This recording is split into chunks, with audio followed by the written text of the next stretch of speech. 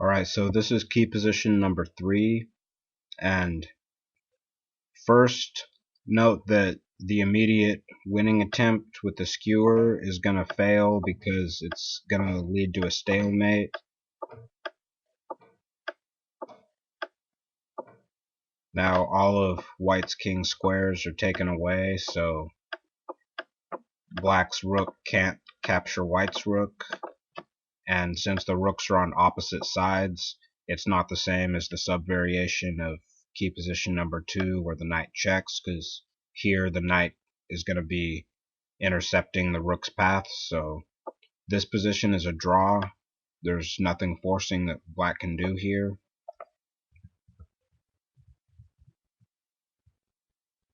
So there's no way for black to take advantage of white's king in the corner, but black can force a second back block formation in 6 moves. So first, black threatens checkmate, and against rook c8 or rook a8, black just plays knight c3, and that's a second side block formation with an easy win. White needs to check here, and now the important thing about this position is that the knight can control a2 in just one move, so any variation where white's king ends up on the a2 square is going to lead to a quick checkmate. So that's pretty simple to see, because from b4 the knight can also jump to c2 and control these squares if it needs to. So it's pretty easy to see that any variation that involves this king moving to a2 is going to lead to a quick checkmate, and black has the idea of driving the king to a2 from up here, so it's important that white's rook maintains control of b1. So white has to move this rook down the b file. The question is, where should this rook move to? Should it move to b5, b7, or b8? And the most natural looking square is b8, but the problem is that this knight,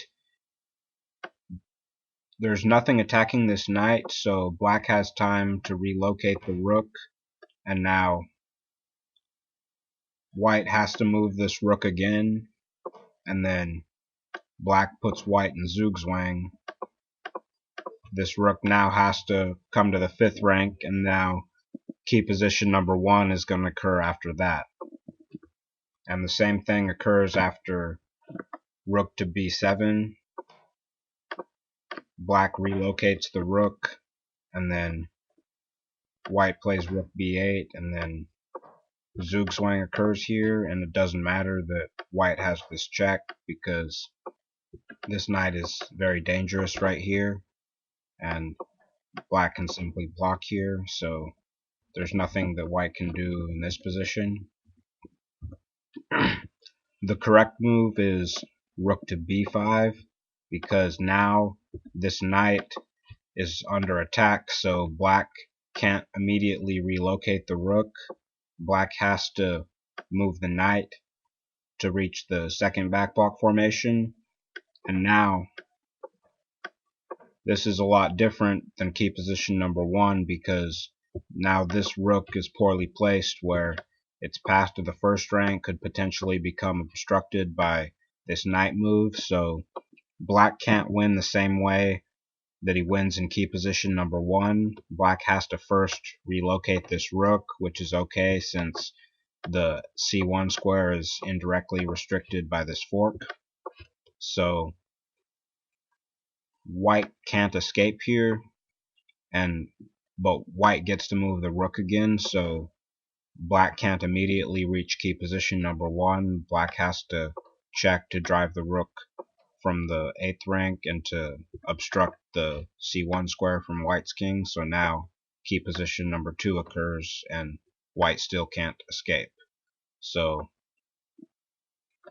quick review of key position number 3. Black threatens mate, and white's king has to avoid the a2 square, and white plays rook b5 so that black's rook can't immediately relocate, and now black's rook is poorly placed, so black can't win the same way seen in key position number 1. Black has to relocate the rook. White's king still can't escape, but white's rook gets to move again, so now key position number 2 occurs. So now let's move on to key position number 4.